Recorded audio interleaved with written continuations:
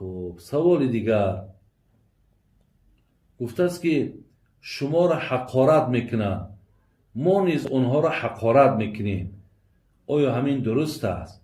اکی یک کار برادر عزیز که انا خلاص شاید در اینجا سوال طولانی است که من ایرا مختصر خوندم.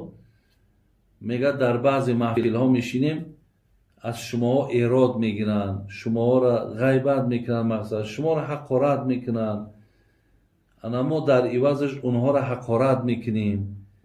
اکنون برادرای عزیز و گرامی، انا حقارت کردن اونها را من نمیدانم به چی خاطر باشد، به چی خاطر اونها ما را حقارت میکنن. من فکر میکنم از یگان نفر خب یگان مبلغ اونها را به طریق زوری نگرفتم، انا یا اینکه یگان از یگان نفر خلاص پول گرفته باشم، منکر نشیدم که من پولیت را نمیتونم، یا اینکه من یگان کسی را یاد ندارم که دست بالا کرده زده باشم، یا حق یگان یتیم و بیچاره را خورده باشم، یا اینکه در حیات مقصد به یگان کسی زیان و ضرر رسانده باشم. الحمدلله رب العالمین، مقصد من از این چیزا برای چی گفتم که من مقصد این کارا را نکردم. یا همون نفرایی که مثال مرا غیبت میکنن یا تنقید میکنن یا حقارت میکنن، راستی من شاید یگان نفری نزدیک اونها را مثال گرفته و سر دادگی نیستم، اکنون نمیدانم برای چی مثال اونها حقارت میکنن.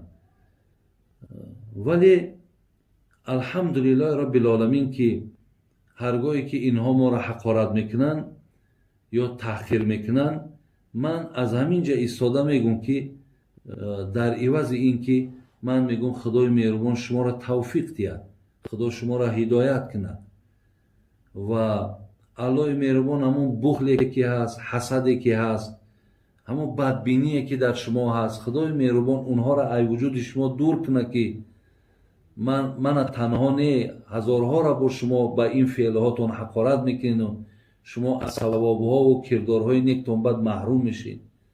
لیکن برادرای عزیز، شما میگه ادب از کی آموختی؟ گفت از بی ادب. اونها هرچی بد کردن در نظر من بد آمد، من ترکش کردم. وقتی که آدم حقارت کرد تو حقارت کردی، تا از او چی فرق داری؟ شما حقارت نکنین برادران عزیز و گرامی، حقارت نکنین.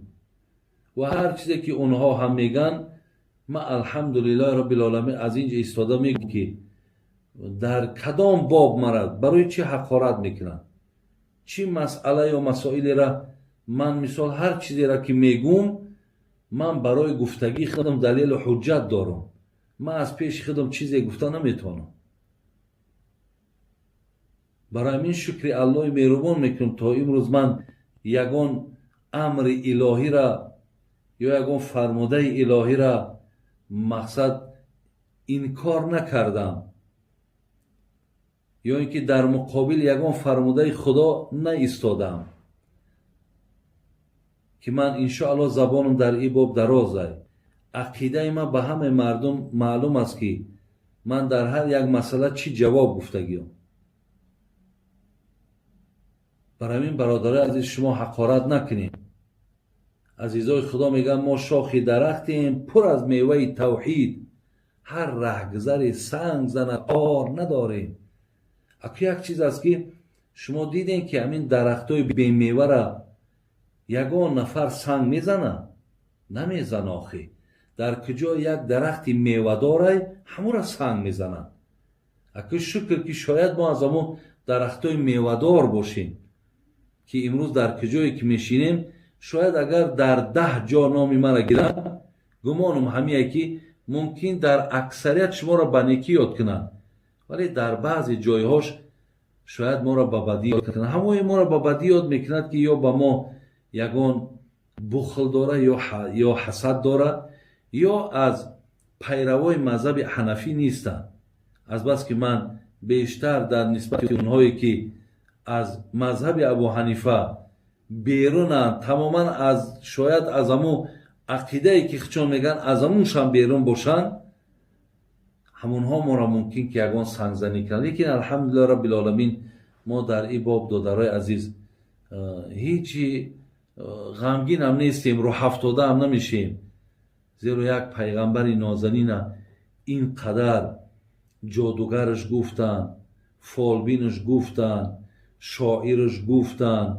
ببینین چی گپایی در حق این نگفتن، آخی دیوانش گفتن، همه گپ پیغمبر نازنین میگفتن که او رحمت للعالمین بود.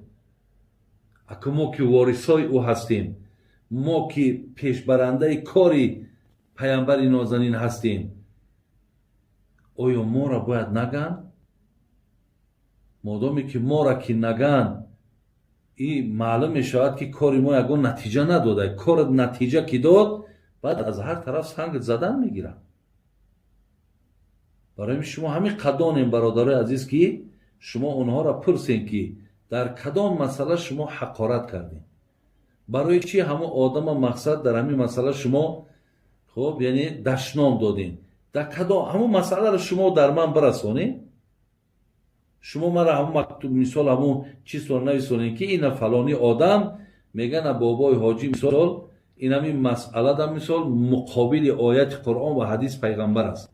شما گوین، بعد من گویم که حق به جانب او هست که مقصد ما را از حسابی که از آیت یا حدیث که روی گرداندم مرا که حقارت کردن. برای همین شما سبب هاشم بیارین. خدا رحمت کنه خواجه حافظ میگو حسد چی میبری ای سست نظم بر حافظ، قبول خاطر و لطف سخن خدا داد است.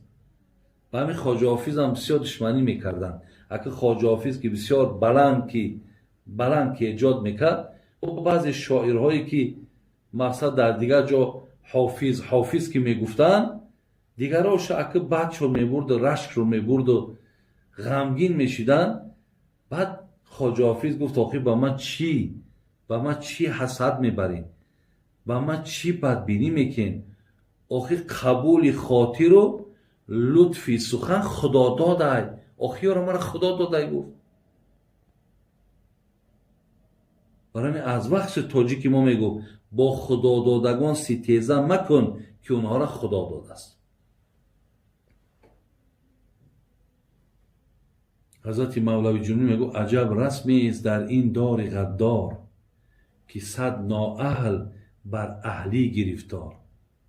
ندیدم هیچ یک شایسته خوی، به دنیا زنده باشد به عدوی. نه گل به خار می روید در این باغ، ملال بلبلان از دغدغه زاغ. بکن صبر در جفای منکری دل، شود شاید مراد از صبر حاصل. یگان گلی را دیدین که پروش در خار نباشد، یگان بلبلی را دیدین که بیزاغ باشد. برای همین میگه حضرت صبر کن انشاءالله دست بالا تا هستی. برای همین داداره عزیز شما حقارتشون نکنین، شما از اونها پیروی نکنین. اونها خیلی این کار که کردن، شما استغفرالله بگین، شما بگین الحمدلله رب العالمین که هر کسی در دنیا کسی را حقارت کند، روز قیامت این مردک ثواب از او میگیرد. الله مهربان حفظتان کنه برادر عزیز. این بود یک چند سوال هایی که در پیش من برای شما اینها را جواب گفتم. خدا خواهد باز سوال هایی که در پیش من هستند من برای شما اینهاش هم جواب میگردونم. الحال خدای مهربان همه شما را عمر دراز بده، ایمان کامل تون بده، خداوند سعادت دنیا و آخرت تون بده و الله مهربان به همه مقصدها و مرامهاتون موفق و میسر تون کنه. خدای مهربان جمعی برادرای ما که در سفرهای کاری هستند، مسافرند، در غربتند، خدای سفراتون خیر نیک بگردانه. الله صحت و سلامت به این وطنتون به این دیارتون شما را رسانه. اهدنا الصراط المستقیم صراط الذین انعمت علیهم غیر المغضوب علیهم ولا الضالین آمین یا رب العالمین. سلام علیکم و رحمت الله و برکاته.